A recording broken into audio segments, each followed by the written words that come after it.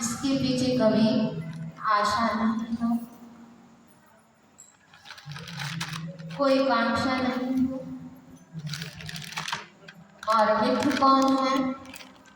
जो हमें हमेशा पापों से रोकता हो या दूर रखता हो, उससे बचाता हो, वही हमारे लिए सच्चे मित्र स्वरूप है।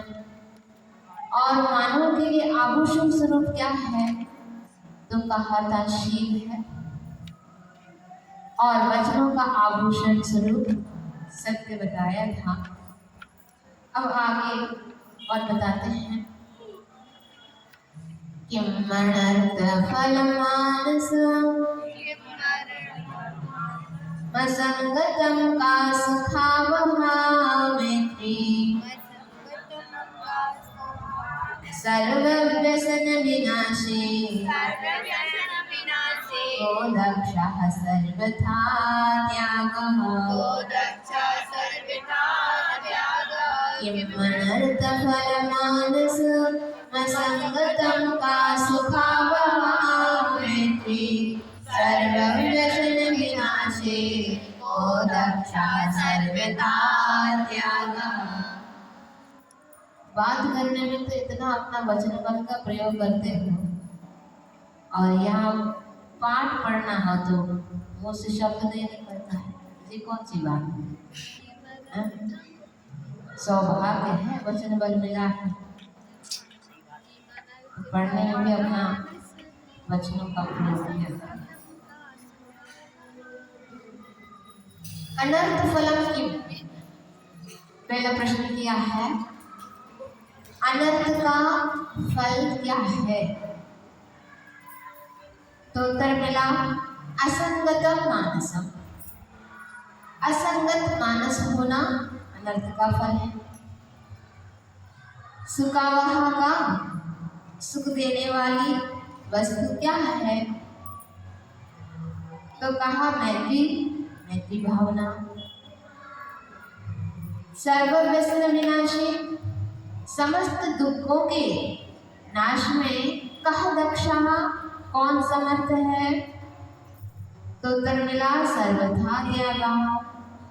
सर्व प्रकार से त्याग करना क्या है? समस्त दुखों के नाश करने में समर्थ है। तो ये ऐसे श्लोकों के माध्यम से इस श्लोक में मात्र 3 प्रश्न और उत्तर दिया है। तो सबसे पहला प्रश्न था कि अनर्थ का फल क्या होता है? अनर्थ अर्थात क्या होता है? जिसमें कोई अर्थ ना, अप्रयोजनीय कार्य, जिससे कोई प्रयोजन नहीं, जो जिस कार्य को करने से तो कोई प्रयोजन नहीं है, ऐसे कार्य अनर्थ कहलाते हैं। अनर्थ करते समय व्यक्ति को भले बहुत अच्छा लगता है, काम करते समय तो बहुत अच्छा लगता है, पर उसका फल क्या है? तुमने उत्तर दिया मानसिक आकुलता। क्या है? असंगत मानस होना मतलब मानसिक आकुलता होना, ये उसका फल मिलता है। कोई सा भी कार्य देखो, सबसे अधिक तो विश्व में तो अनर्थ के कार्य ज्यादा होते हैं, अर्थ के तो बहुत कम ही होते हैं। अप्रयोजनीय कार्यों में आज समय ज्यादा व्यर्थ करते हैं, क्योंकि अब धन भी ज्यादा हो गया। अब धन ज्यादा हो गया तो अप्रयोजनीय कार्य भी ज्यादा हो गए हैं, और उसमें समय भी अपना यूं ही अनर्थ ही खो देते हैं। तो उन चीजों में अपना समय भी चला गया, और पुनः पाप का भी बंध हो गया, और अपना मन भी अच्छा नहीं हो। मतलब क्या है? मन में संतुष्टि मिल जाए फिर भी ठीक था, मन के लिए अच्छा लगने लग गया तो भी ठीक था। मन में भी आकुलता है, समय भी गया और धन भी गया और अर्थ का कोई काम ही नहीं हुआ। इसलिए ऐसे अप्रयोजनीय कार्यों से हमें बचना चाहिए। कई पाप कार्यों को उपदेश देना, हिंसा के उपकरण बनाने में या उनको उपलब्ध कराने में, गीत संगीत आदि में, और कई तरह की अपने मन में सोच विचार भी करते रहते हैं। इसलिए इसको हमारे शास्त्रों में कहा है, शास्त्रों में इसको कहा है अनर्थ दंड। दंड का मतलब मन वचन काय तीनों ही लिया है। तो अपने इनको अनर्थ में कभी जाने नहीं देना। एक व्रत है नरदंड व्रती व्रत, उसके 5 वेद बताए, एक नहीं उसका। पाप उपदेश, पाप के लिए उपदेश देना स्वयं नहीं कर रहा है, लेकिन दूसरों के लिए प्रेरित कर रहा है या उसके लिए उपदेश दे रहा है। तो आपके उपदेश के माध्यम से अगर वो पाप करने लग गया तो उसका दोष किसको लग रहा है? जिसने बताया उसको लग रहा है। इसलिए उससे भी बचना चाहते हैं तो पाप उपदेश, दुष्कृति, हिंसा दान, हिंसा के उपकरण देना, वो भी हिंसा दान में, और दुष्कृति में यहाँ वहाँ की बातें सुनते रहना जो हमारे लिए प्रयोजनकारी नहीं, प्रयोजन शब्द नहीं, यहाँ वहाँ की बातें भी सुनते रहते हैं। थोड़ा सा भी समय अपना खाली हो तो क्या करते हैं? क्या करते हैं? या तो सो जाएंगे या तो फिर मोबाइल चलाएंगे। टीवी कहाँ देखते हैं? टीवी कम देखते हैं आजकल। तो मोबाइल तो है ही ना, टीवी तो अपने हाथों में ही है, तो अलग से कोई नहीं बैठता आजकल, तो मोबाइल में ही सब कुछ करने लग जाते हैं। तो यही काम होगा और क्या होगा?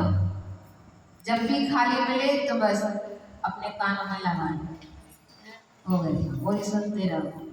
तो उसमें क्या मिलता है?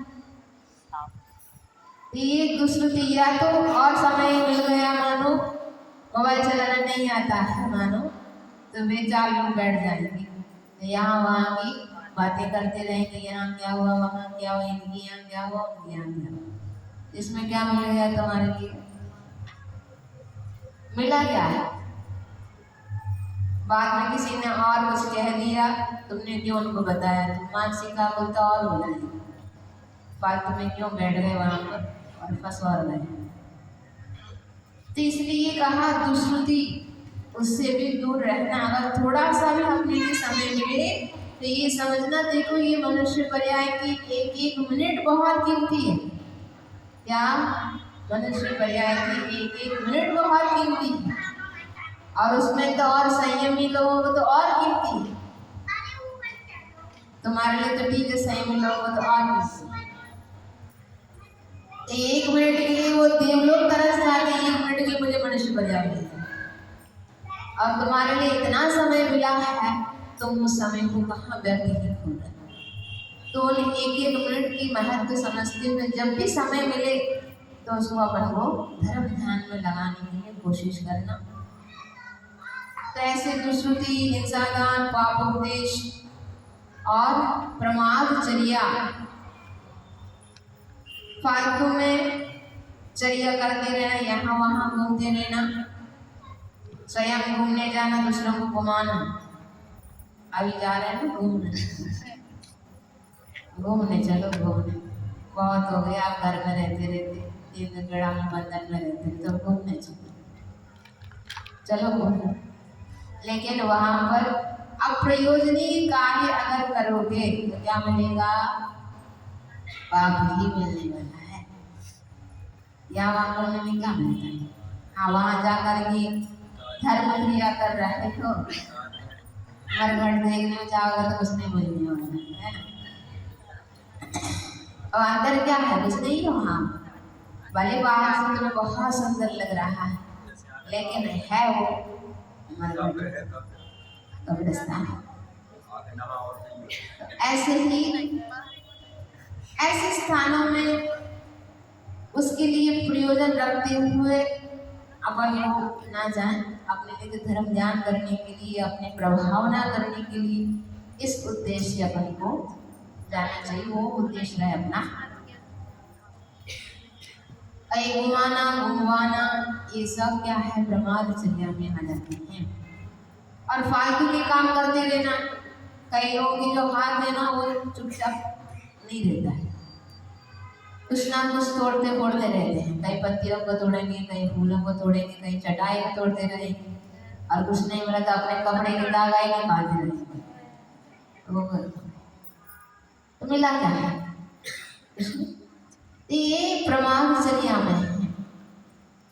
जलाना ये सब भी अनर्थ कार्यों में ही आता है। जितना अपन कम उपयोग करो उतना तुम पापों से बच रहे, और जितना तुम ज्यादा उपयोग करते जाओगे उतने ही बार पाप लगता रहता है। अब दिन भर में बताओ तुम लोग कितनी बार गैस जलाते हो? कितनी बार बुझाते हो? एक ही बार नहीं, कभी नहीं करते। अभी तो नहीं कर रहे हैं, जब पढ़ाई कर जाओ अभी तक करना पड़ेगा। कई बार हो जाता है। पहले के काल में ये सुविधाएं नहीं थी, तो देखते रहते थे कि किसी एक घर में चूल्हा जल गया मानो, तो वहां से आग लेके आ जाते, उसके माध्यम से अपना चूल्हा चालू करते थे, जिससे मैं उससे भी बचना हूँ, मेरे से प्रारंभ ना हो पाए, तो उससे बचना चाहते थे। आज जितने बार, एक बार चाय पर सुगंध कर दो, इसके बाद फिर रोटी, फिर दाल, फिर सब्जी, कितने बार चला दो? एक बार गिनना तुम, एक दिन गिनती नहीं, एक इसमें तो कह रहा है एक दिन गिनना कि हम कितने बार जलाते हैं और कितने बार बंद करते हैं। जितने बार करो उतने बार अग्नि का जीव की हिंसा होती है। क्या है? अग्नि का है, इसकी हिंसा होती है। और ऐसे ही लाइटों में, पंखाओं में, सब चीजों में। इसलिए जितना कम उपयोग कर सके उतना कम से कम में अपना काम चलाना है। उसके बिना भी काम नहीं चलता है तो कोई बात नहीं, लेकिन कम से कम में अपना पाप कमाने के लिए पुरुषार्थ करना है। और अपध्यान अंतिम है, अपध्यान। अब फालतू में बैठे हैं मानो, अगर हम ध्यान नहीं करो, अपना मन नहीं लगाओगे, तो मन क्या करता रहता है? फालतू में कुछ ना कुछ सोचता रहता है, किसके लिए क्या करना, कैसे फंसाना, उसके लिए आयरन कैसे करना, उसके लिए कौन से वचन बोले, उसके से कैसे बात करें। तो फालतू में ये मन कुछ ना कुछ सोचता रहता है किसी के बारे में भी, तो ये अपध्यान हो जाता है। तो उनसे बचने के लिए अपने मन को क्या करना, कुछ ना कुछ मटेरियल देते रहना, अब ये करना, अब ये करना, अन्यथा कुछ ना कुछ सोच करके अपने पापों को और ज्यादा बांध देते हैं। इसलिए इन कार्यों को करने से तुम्हारे लिए फल क्या मिलेगा? मानसिक आकुलता ही है। कर तो लोगे, करते समय तो अच्छा लगेगा, बाद में लगता है कि मैंने क्यों कर लिया। थोड़े समय के बाद लगता है कि मैंने ऐसा क्यों कर लिया, ऐसा मैंने क्यों सोच लिया, तो पश्चाताप ही हाथ लगता है। इसलिए उन अनर्थ कार्यों से बचने के लिए कहा है। और दूसरा प्रश्न है, सुख देने वाली चीज क्या है? अगर सुख चाहते हो तो क्या करना? सभी के प्रति क्या करना है? मैत्री भाव रखना। मैत्री भाव का अर्थ क्या होता है?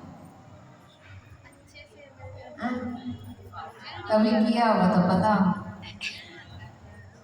कभी भावना भाई ही का पढ़ते तो रहते हैं, मैत्री भाव जगत में मेरा हाँ, सब जीवों से प्रेम भाव सब जीवों से, ये तो पढ़ते रहते हैं, लेकिन करते हैं क्या? नहीं करते। कोशिश करते हैं, करने के लिए कोशिश करते हैं पर हो नहीं पाता है, थोड़ा बहुत नहीं। है ना। तो इसमें कहा है लाइव मैच नहीं होता। राग ना द्वेष, दोनों से रहित अवस्था है।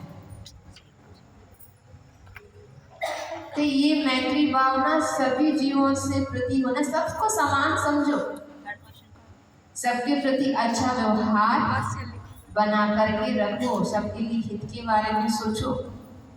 जो सबके लिए हित के बारे में सोचता है तो वही सबसे बड़ी भावना है मैत्री भावना। अगर राग द्वेष हो जाएगा, जिसके प्रति राग है उसके लिए अच्छा अच्छा करेगा, और जिससे द्वेष है उसको तो कुछ भी बुरा भी करने लग जाएगा। इसलिए इन दोनों से रहित होकर के सबके लिए अच्छा करते जाओ, सबके लिए हित की भावना बांटे जाओ। ये भगवान तुम भले नहीं कर पाओ तो कोई बात नहीं, हम अपने तन से नहीं कर सकते हैं कोई बात नहीं, लेकिन मन से तो भाव सकते हो कि भगवान सबके प्रति कल्याण हो, सबके लिए कल्याण हो, सबके लिए हित हो, ऐसी भावना तो हम कर सकते हैं। एक बार गुरु महाराज ने कहा कि देखो सबको सुखी करना बस की बात नहीं है, सबको सुखी करना, सुखी दे रखना सब बस की बात नहीं है। ये तो काम तीर्थंकर भी नहीं कर पाए, लेकिन मेरे द्वारा किसी के लिए दुख ना हो ये तो तुम कर सकते हो, ये तो तुम्हारे हाथ में है कि नहीं। किसी के लिए दुख ना हो ये तो हम कर सकते हैं, सुख नहीं पहुंचा पाओगे कोई बात नहीं, लेकिन दुख तो नहीं दो ये तो तुम्हारे हाथ में है।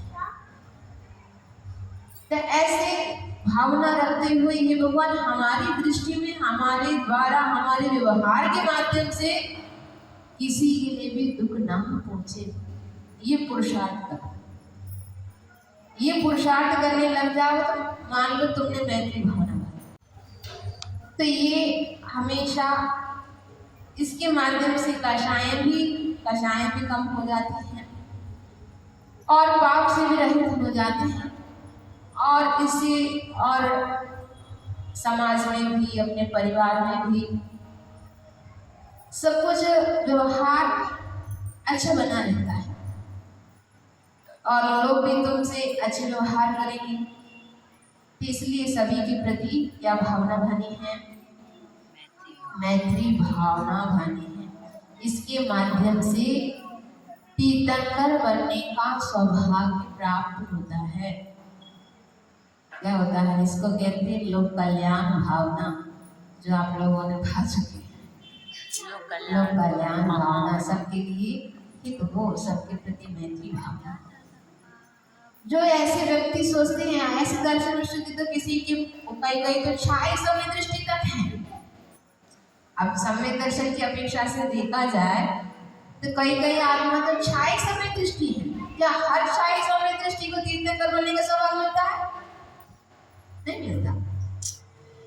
एक दर्शन सम्यक दर्शन होना एक अलग बात है, और ये मैत्री भावना लोक कल्याण की भावना किसी के अंदर जागृत होना ये बहुत अलग बात है, ये बहुत बड़ी चीज हर व्यक्ति के अंदर नहीं है।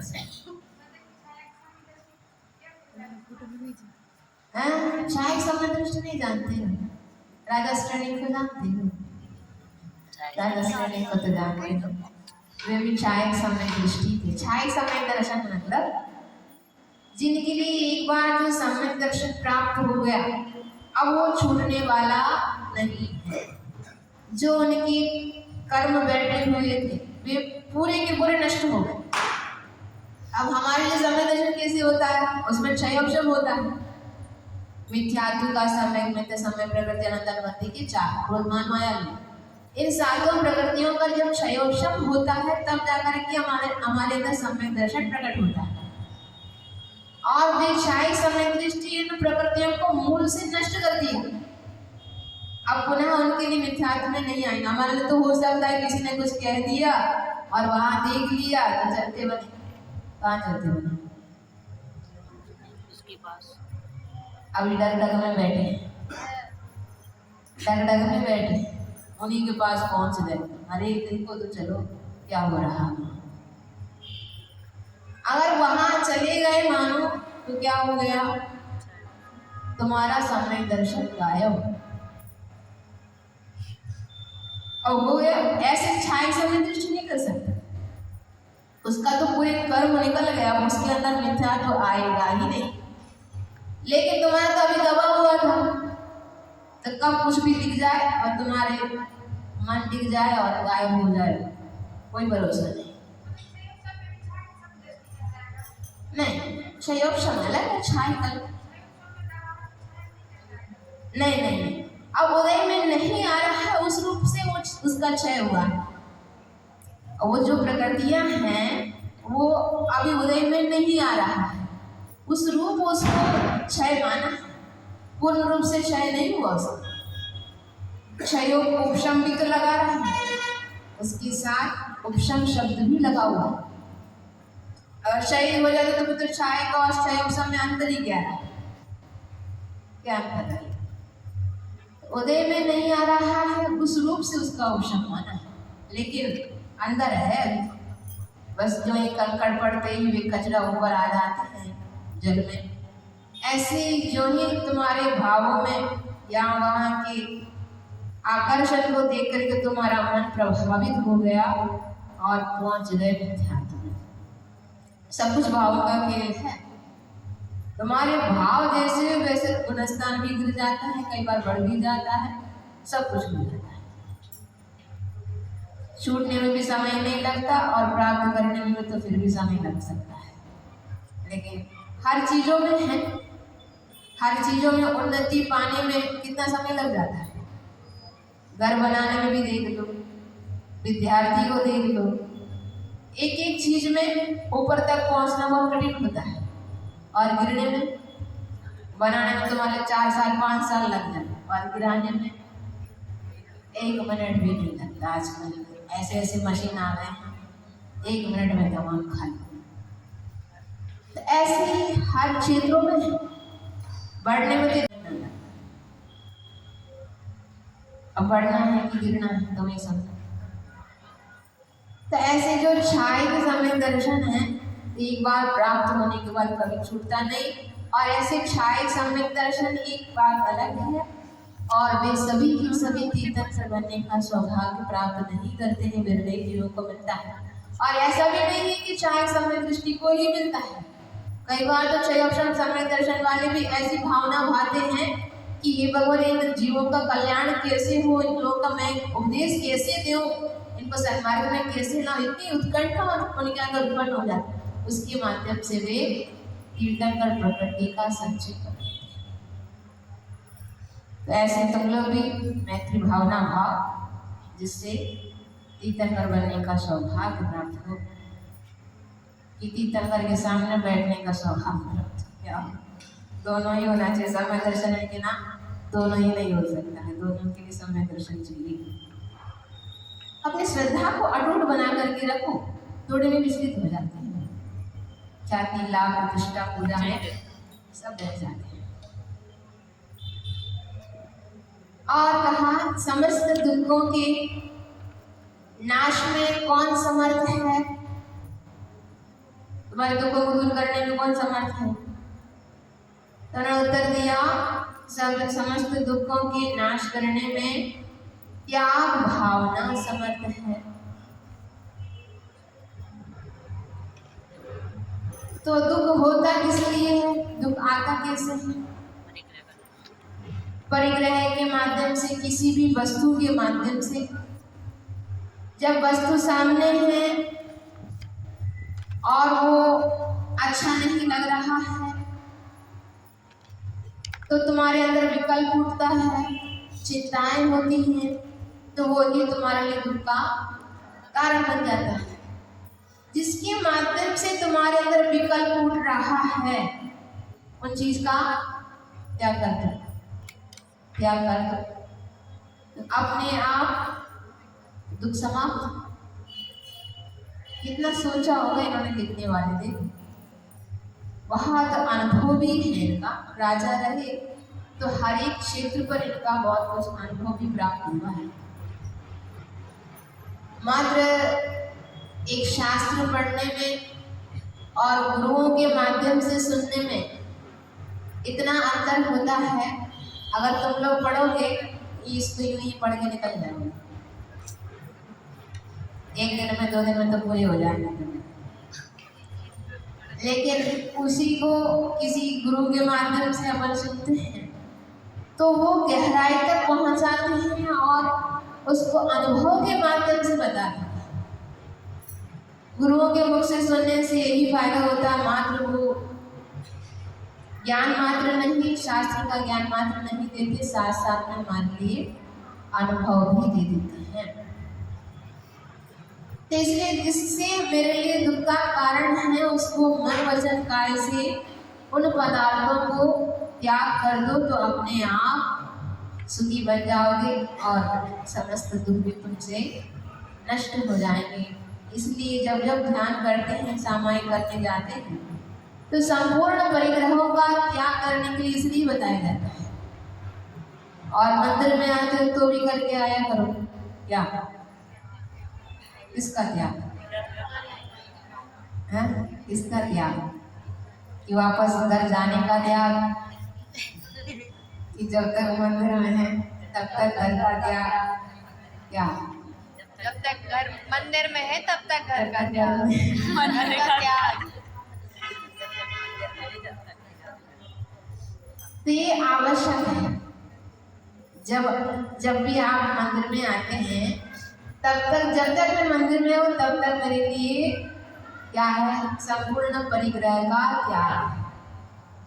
इतना भी आप लोग कर लोगे तो कितने कर्मों का क्षय कर लो, लेकिन हलो हलो नहीं कर रहे।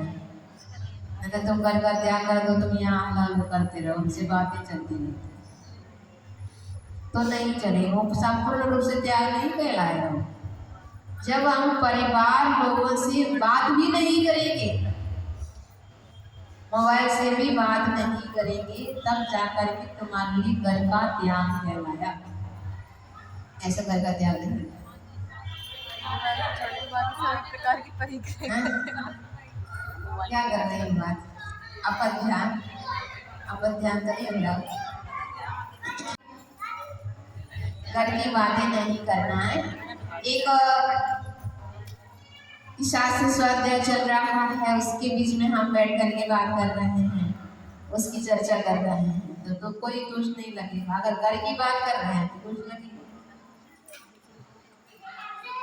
कई लोग व्रतियों के लिए कहा जाता है, जैसे तुम क्षेत्र पर जाते हो, कई संघों में जाते हो मानो, तो वहां पर अब बड़ा परिवार है, कब सूतक लग जाए, कब शुरू हो जाए, किसी को मालूम नहीं। सूतक पातक से अगर बचना हो तो उसके लिए कहा जाता है कि जो ही वो बाहर जाते हैं या संघ में पहुंच गए तो हम अपना घर का त्याग का नियम दे दो, मोबाइल में बंद करके रख दो, तो कोई सूतक पातक तुम्हारे लिए नहीं करने वाला। आप यहाँ से तो पता चलता है, नहीं तो पता कैसे चलता है? तो उसी का त्याग कर तो विकल्प से मुक्त है। जब तक पता नहीं और बैठे हैं तो दोष नहीं लगेगा। दोष नहीं लगेगा, कोई दोष नहीं लगेगा। तो अच्छे माता जी, इसलिए तो कह रहे हैं त्याग तो करके दे। करते हैं माता जी। मोबाइल का त्याग होना चाहिए, उसकी बिना नहीं चलेगी। अगर तुमका मोबाइल में बात करते रहेंगे, हम जाएंगे नहीं उनके घर तक, घर नहीं जाएंगे लेकिन मोबाइल में बात करते रहेंगे तो वो दोष लगता ना किसको? वही तो कह रहा, मोबाइल में बात करेंगे तो दोष लगेगा। अगर उसका भी त्याग कर दिया, अब समाचार ही मालूम आएगा कैसे? उसी के माध्यम से तो समाचार आता है। अब उसी का त्याग हो गया है तो समाचार कहाँ से आएगा? कोई दोष नहीं लगेगा। इसलिए कम से कम हम मंदिर में रहते हैं तब तक तो अपने लिए त्याग होना चाहिए। नहीं तो कई बार क्या होता है, वो अंदर पूजा कर रहे हैं, स्थापना कर ली और उतने में किसी ने आकर के बता दिया। इतना विवेक लोगों के अंदर होना चाहिए कि वो मंदिर में हैं, कि पूजा कर रहे हैं, तब तो नहीं बताएं कम से कम। अब वो स्थापना कर लिया, विसर्जन कौन करेगा? और किसी से करवा विसर्जन, अब तो छू भी नहीं सकती, क्या करें? तो इन झंझटों से बचने के लिए निस्संगोहम जिनाना क्या है? मंत्र है निस्संगोहम जिनाना। निस्संगोहम जिनाना, ये मंत्र है। मैं निस्संग होता हूँ, मतलब मैं संपूर्ण परिग्रह से रहित हूँ जब तक मैं मंत्र हूँ। इतना तो यही चीज आजीवन हो जाए तो कितना सुख मिलेगा। आप करके देखो ना, जब तक मंदिर में हो तब तक करके देखो कितना आनंद आता है। और वही जीवन पर्यंत किसी के लिए हो जाए तो उनके जीवन में कितना आनंद आता है।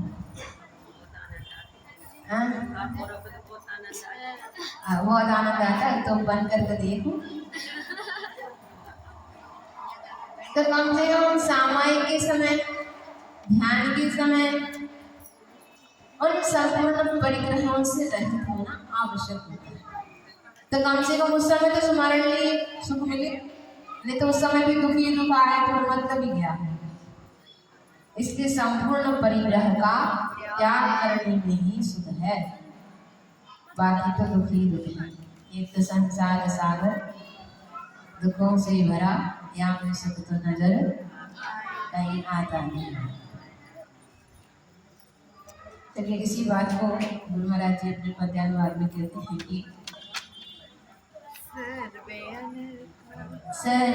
अनर्थों का फल क्या है, मन की पीड़ा कुलता, सुख का झरना किससे झरता, कहानी मैत्री फल फलता, सर्व बुरी व्यसन काल को जय करने में कौन कुशल, पर पदार्थ को मन वच तन से त्यागे होता वही सफल।